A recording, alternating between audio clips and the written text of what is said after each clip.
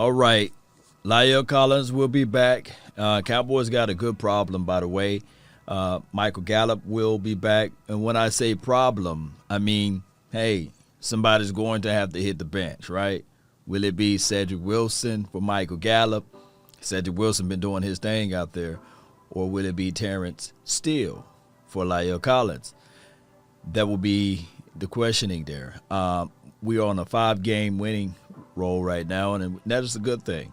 Bye week is here. It's one of those things where we still have to do the evaluation of the nation. One can argue that we should get better in certain spots. We should look at this thing and say, okay, how can we improve in certain categories, especially as relates to this defense, the interior of the field, what to do with LVE, how to play him in the future, because that was a big issue in the last game.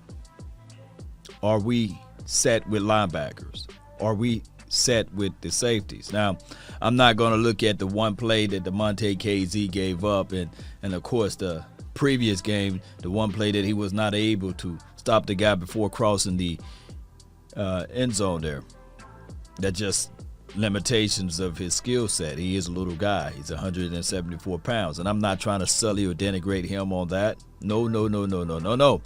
And I'm not sitting here saying that, hey, let's just start Malik Hooker over this guy. Evidently, something in practice is giving DeMonte KZ a little edge over Malik Hooker. Now, the good thing is, number 4, Dak Prescott. He's expected to start against the Vikings. The MRI showed that it wasn't really a high grade as it relates to a strain or any tears or anything, so that's good. I heard Dak Prescott got that Mississippi mud that you can go rub on it, and some Louisiana sauce and wrap that thing together and he'll be okay. So it's nothing to worry about with Dak Prescott, okay? And that's my little 2 cents on that. He will be ready against the Vikings. It's just that now, how do you work out the La'el Collins situation? Now, there will be trade scenarios. There will be, hey, let's not mess up this mojo situation.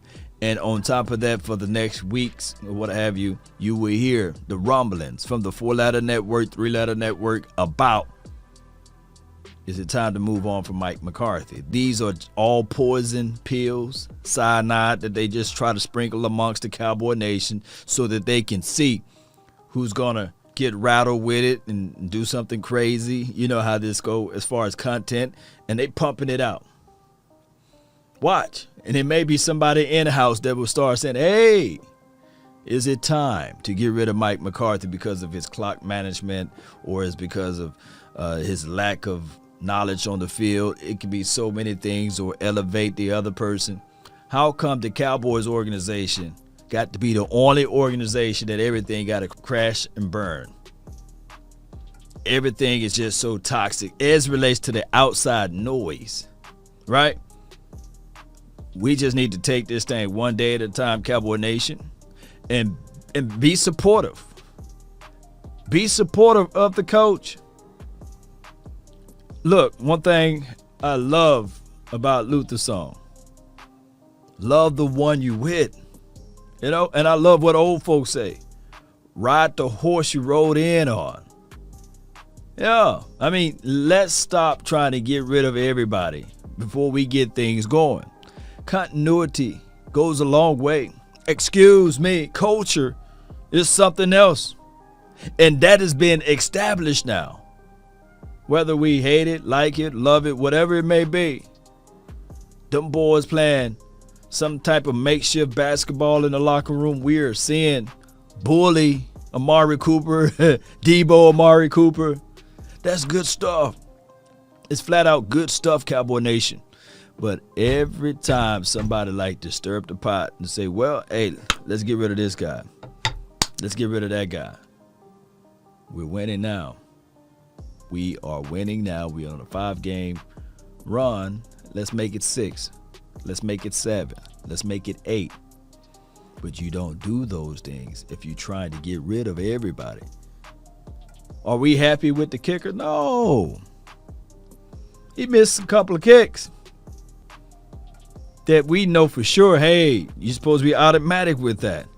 But he nailed some. He drilled them to help us win. You see, we don't have any sweat in it. We just have our mouth, our conversation with it. But he helped win that Chargers game, right?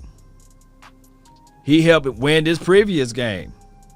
Now, he banged on the table and said, hey, if I was more prepared week 1, the Cowboys probably be 6-0 right now, right? If he make his kicks. But let us stop trying to get rid of somebody. Who you want. And people, just because it's new don't mean it's going to work. Take a look at what the other guy named over there in Detroit Lions land. What's his, Dan Campbell? Let me know how that's going for them. Oh, let's change out coaches. Let's get a coach that can be rah-rah guy and can associate himself with the players, can ingratiate with the mindset of the players because he's a football players guy. You know, he's a coaching players type of guy. What's going on over there? One of the red hot coaches from last season, the defensive coordinator, Robert Saleh. I think that's how you say his name. What is he doing over there in Jets land? Be careful what you want to ask for, right? Don't spoil what you have by desiring the things you don't have. Because at one point in time, the thing that you do have was something you dreamed for. I get it. Mike McCarthy, he's not going to be the Lamborghini. He's not going to be the sexy car. No. Maybe he's the F-150, right? But back to this off week that the Cowboys got in front of us. We just got to continue to get these boys healthy. I did the Law Nation's photo highlight video, and we asked a few questions there about what to do with Randy Gregory. Will he get that D-Law type of bag? Look, I want to know how you guys feel about that one too. Will he get the D-Law bag, right? Because I know the next question would be, why you still got D-Law? Look, football season is meant to be long, not a short one. And they added an extra game. So the Cowboys got to look into this situation and say, all right, cool. Let's make sure we better our best. Let's make sure that when Collins get back, all right, how are we going to work in Connor Williams? How are we going to work in Tyler Biadasz? Hey, Connor McGovern, what's up, fam? You know, they're going to have to figure that out because that's a good problem to have for Terrence Steele to jump in. And it seems as if, though, the Cowboys never missed a beat. And the mentality changed, right? And even for Cedric Wilson. And look at the valuable reps Chauncey Golston is getting, right?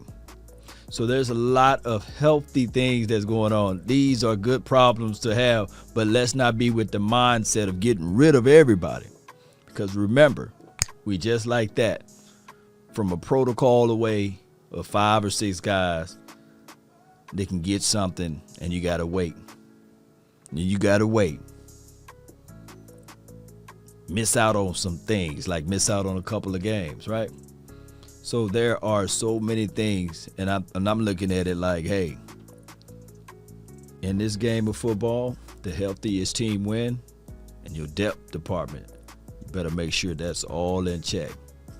All right, so that's been my quick news of Dak Prescott. He will be ready against the Vikings. Shout out to Donovan Wilson. He's already implemented himself back into the system. He should be even more up to play against the Vikings. Shout out to Kelvin Joseph. He should be ready too. There's another guy that we're going to be looking at.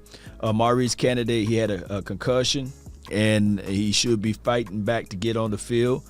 Or, you know, maybe they'll sit him out again against the Vikings, and he was a special teams guy. But everything else, Gallup, he will be ready. This team, remember this, Cowboy Nation. The healthiest team win. And what Bill Parcells used to say, hey, you'll know what you got out of a team around November after Thanksgiving. And we're getting close to it. We still learning. We still in October, believe it or not. Let's go, Cowboy Nation. Post me your thoughts. Post me your concerns down below. That's been my time. I really thank you all for yours. And remember, you're listening to nothing but the best. Wave, CD Lamb. Let's wave like CD Lamb. Let's go. DC for life. We out. Peace.